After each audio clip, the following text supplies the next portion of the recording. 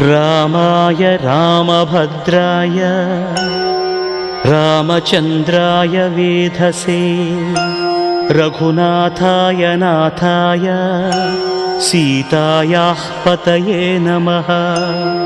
श्रीराम राम रघुनन्दन राम राम श्रीराम राम भरताग्रज राम राम श्रीराम राम रणकर्कश राम राम श्रीराम राम शरणं भव राम राम।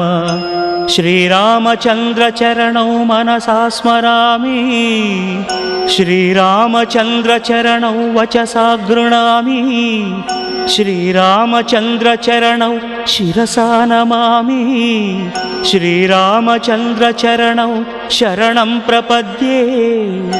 माता रामो मत्पिता रामचन्द्रः